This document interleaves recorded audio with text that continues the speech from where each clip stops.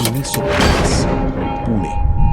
Yerawada jail की दीवारों के बाहर एक आदमी बैठ के रोता है। अंदर एक दूसरा आदमी खाना छोड़े 4 दिन हो गए हैं और इन दोनों के बीच 9 करोड़ लोगों का भविष्य। उस दिन एक हाथ ने एक कलम उठाया और एक कौम की सबसे बड़ी जीत हमेशा के लिए चली गई। वो हाथ था भीमराव रामजी अंबेडकर का।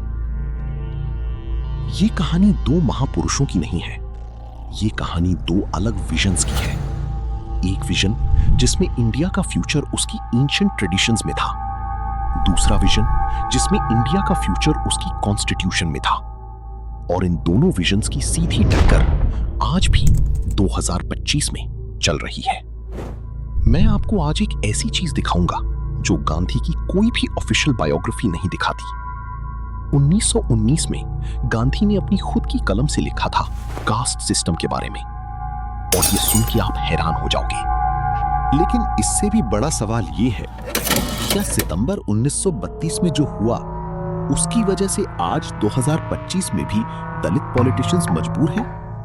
क्या वो एक हाथ आज भी एक सिस्टम चला रहा है?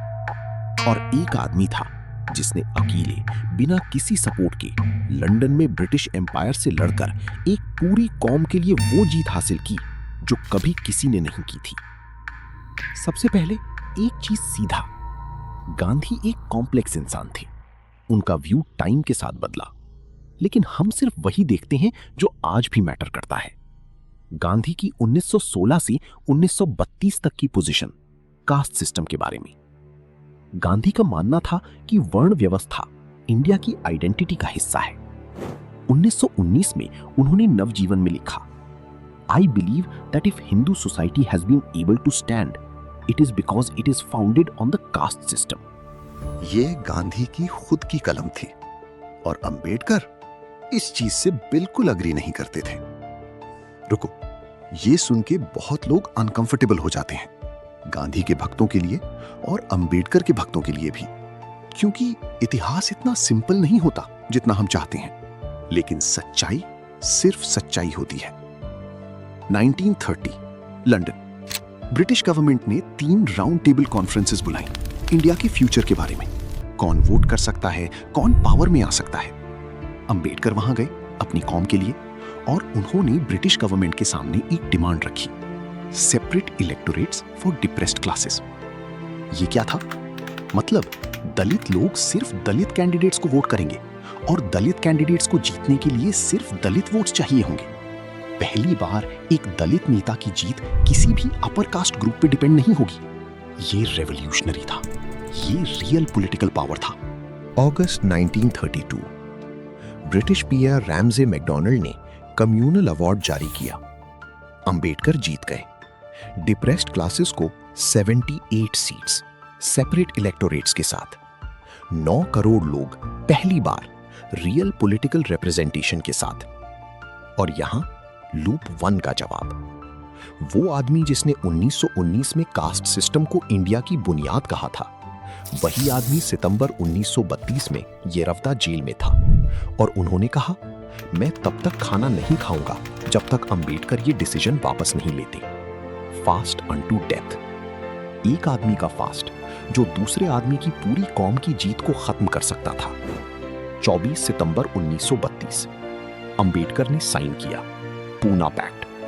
अपर कास्ट लीडर्स के प्रेशर में, कांग्रेस नेताओं के दर्द में, अपनी कौम की सेफ्टी के डर में। अब वो सच्चाई जो कोई नहीं बताता। पहले थी 78 सीट्स सेपरेट इलेक्टोरेट्स के साथ, पूना पैक्ट के बाद 148 सीट्स। ज्यादा सीट्स लगती है ना, बेटर डील। लेकिन ये एक ट्रैप था।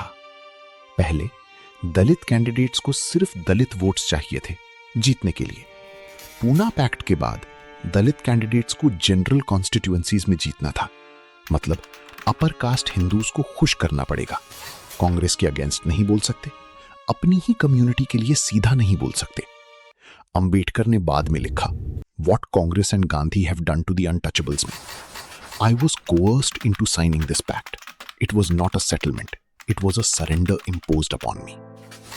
और यहां लूप 2 का जवाब। आज 2025 में कितने दलित एमपीज और एमएलए सीधा अपनी कम्युनिटी के लिए बोल सकते हैं, बिना अपने अपर कास्ट वोटर बेस को खाली दिए?